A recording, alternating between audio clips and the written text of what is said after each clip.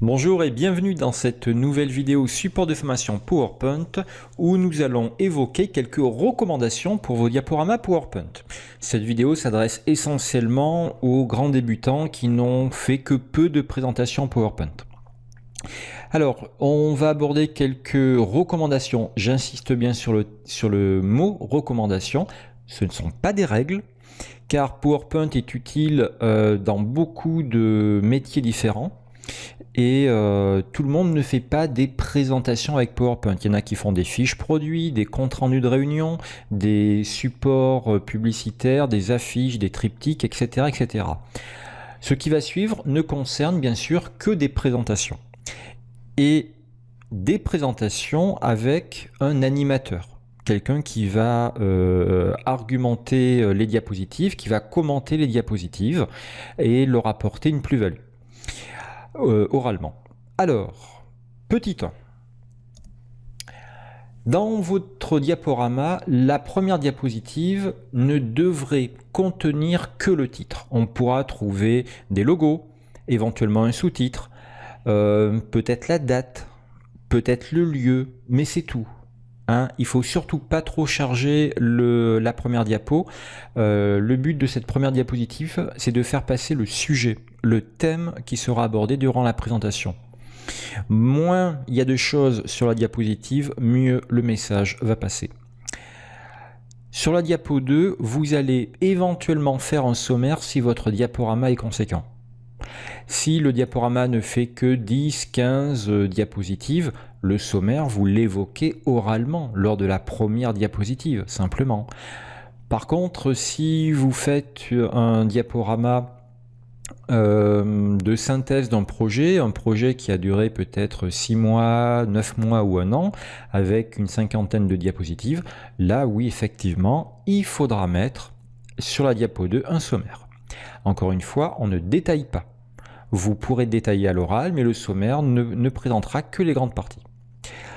Durée max 20 à 30 minutes. Alors, 20-30 minutes, c'est le temps d'attention intense, j'insiste bien sur le mot intense, en moyenne d'un adulte. Cette durée est supérieure le matin, l'après-midi elle diminue un petit peu, et après manger, la durée d'attention était fortement diminuée. La durée d'attention maximum peut également être redéclenchée avec des pauses ou avec une petite animation ou un effet qui va faire déclencher un sursaut d'attention. Dans tous les cas, dans votre diaporama, si vous avez des choses importantes à dire, des chiffres annoncés, des résultats, c'est dans ces 20-30 premières minutes qu'il faut les dire. 2 à 3 minutes par diapo, au-delà, les spectateurs vont se lasser. La présentation d'une diapositive peut durer plus longtemps s'il y a des questions et des réponses. Dans ce cas-là, l'attention des participants se portera sur l'animateur qui va répondre aux questions. Voilà, et encore 3 minutes, c'est déjà pas mal. Hein. Une à 2 minutes, c'est pas mal. Un diapo égale un sujet. Alors ça, c'est extrêmement dur à faire. Imaginons que vous faites un nouveau diaporama sur un nouveau produit que vous fabriquez. Il est hors de question dans une diapositive d'aborder à la fois le processus de construction du produit et à la fois la politique marketing, le schéma marketing qui a été décidé. Ce sont deux sujets différents. La fabrication et le marketing n'auront pas à être sur la même diapo. Il ne faut pas hésiter parfois, si vous trouvez qu'il y a trop de choses dans une diapo, eh bien vous la coupez en deux et vous en faites deux. Voilà. Recommandation suivante, cette fois-ci au niveau du contenu. On essaiera de mettre le titre sur une seule ligne. On essaiera de mettre une illustration max par diapo. Alors, une ou deux illustrations, il faut relativiser. Si vous avez deux illustrations qui portent sur le même sujet, vous pouvez en mettre deux, bien sûr. Peut-être la plus importante de toutes, le langage graphique est largement supérieur au langage écrit. Ici, nous avons utilisé le symbole supérieur. Il faut utiliser au max supérieur, inférieur, différent de, égale tous ces symboles mathématiques qui sont compréhensibles très rapidement et par tout le monde. Le langage graphique, c'est aussi dans PowerPoint les graphiques, les smart art. Eh bien, tout ça, il faudra les utiliser. On essaiera de faire 5 à 7 lignes par diapo et 5 à 7 mots par ligne. Alors ça, c'est dans l'idéal. Bien sûr que on aura des lignes avec 10 ou 12 mots, hein. Mais il faut absolument ne pas mettre de langage écrit. Il ne faut pas faire de phrases dans PowerPoint. Ou alors ce sont des citations, et qui seront entre guillemets. Les clip art. Alors moi, les clip art, je ne vous conseille pas de les faire. Selon la version que vous avez de PowerPoint, vous allez avoir des clip art qui sont vraiment désuets. On peut dire obsolètes. Graphiquement, on les a vus et revus. Pour ceux qui ne savent pas, les clip art, ce sont des photos, des illustrations qui sont fournies avec PowerPoint. Vous pouvez par contre trouver quelques clip art qui sont pas mal sur le site internet de Microsoft. Donc les clip art qui sont en ligne, il y en a quelques-uns qui sont esthétiquement d'actualité, on va dire. On va faire un minimum de contraste entre le fond et le texte. Là, j'ai un fond qui est clair, j'ai un texte qui est foncé, ça va. Ou alors on fera l'inverse. Mais il faut quand même un minimum de contraste. Au niveau du style d'écriture, des mots simples et explicites donneront toujours une communication positive. Alors moi, ce que j'appelle ici communication positive, ça veut dire une communication qui est efficace, que le message passe facilement.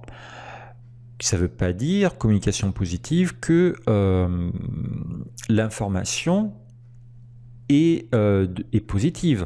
Même s'il faut annoncer des chiffres mauvais ou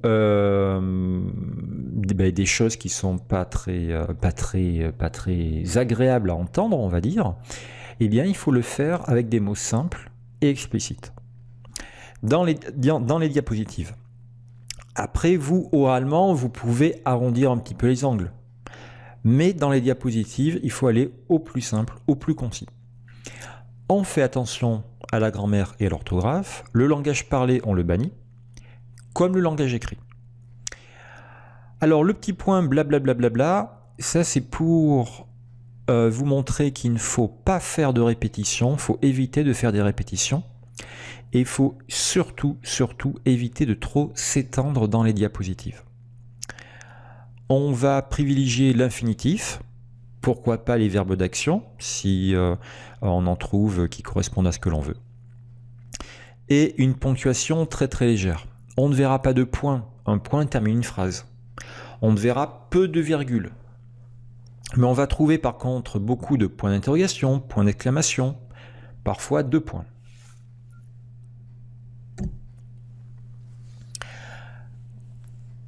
Alors, nous essaierons de choisir une police lisible, une police qui n'a pas d'empattement. Alors, une police avec empattement, c'est une police où il y a des petites barres en bas des P, en bas des Q, en haut des T, par exemple. Ces petites barres que l'on va trouver dans des romans ou dans des journaux aident l'œil à garder la même ligne, à garder l'horizontale. Ici dans PowerPoint, on écrit en très gros, c'est pas la peine de garder l'horizontale. Donc on ne va pas prendre de police avec empattement. Sauf si vous avez une charte graphique précise qui vous impose une police avec empattement. Dans ce cas-là, bon, on fera avec. Les polices manuscrites, on les bannit également, hein, c'est hyper lourd à lire constamment. Par contre, pour un slogan, pour un logo, on peut trouver des polices manuscrites. On peut mettre des tailles, des couleurs différentes par niveau hiérarchique. Alors les niveaux hiérarchiques, ce sont les puces. Actuellement, là, je n'ai que des puces de premier niveau. Si par contre j'avais des puces de niveau 2, c'est-à-dire des puces qui sont décalées vers la droite, je vous fais une petite démo ici.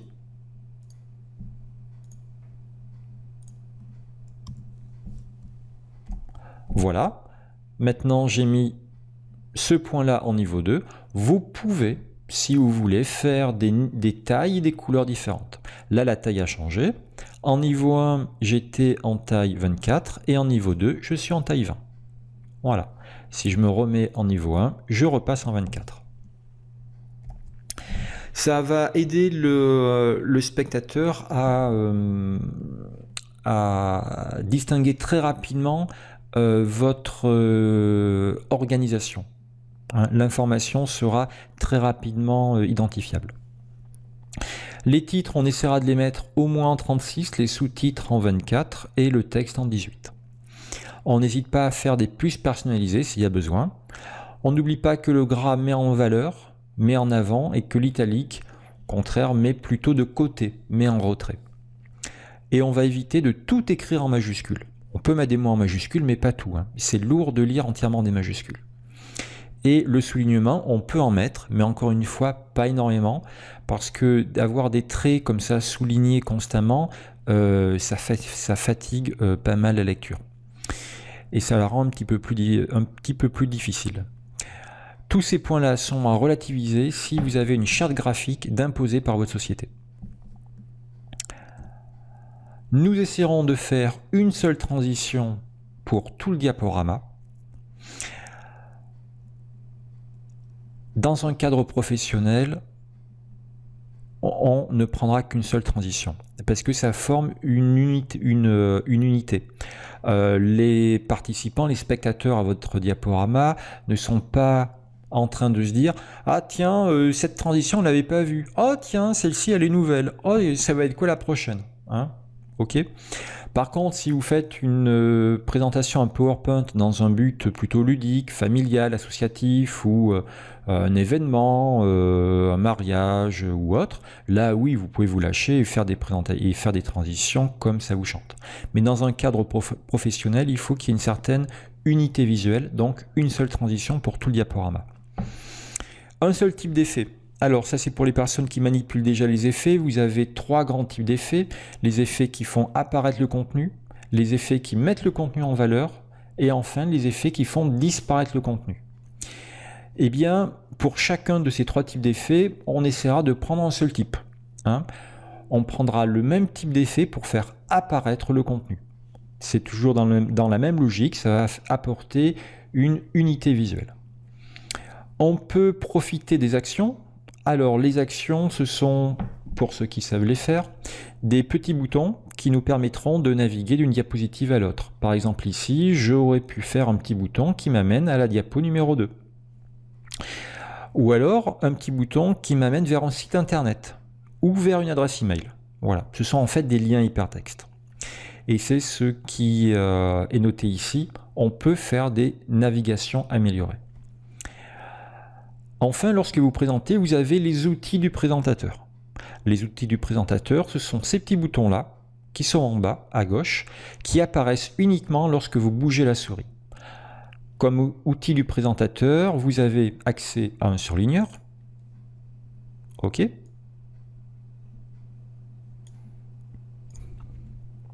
Vous pouvez bien sûr changer la couleur de l'encre. Vous avez accès à un stylet.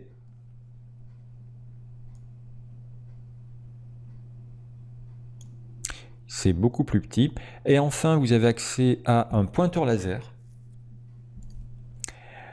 Là, il ne sert qu'à montrer, détailler, par exemple, la zone d'une photo ou un élément d'un graphique. Voilà. Vous n'oubliez pas de revenir, de désactiver, de recliquer sur pointeur laser, par exemple, pour le reposer afin de retrouver votre souris. Avec ces petits boutons, vous pouvez bien sûr passer d'une diapositive à l'autre. Les marques que vous avez faites ici, ce sont des annotations manuscrites. Vous pouvez, si vous voulez, toutes les supprimer. Avec la gomme, n'en supprimez qu'une. Et si vous sortez du diaporama alors que vous avez toujours ces annotations manuscrites, PowerPoint vous proposera de les sauvegarder ou pas. À vous de voir.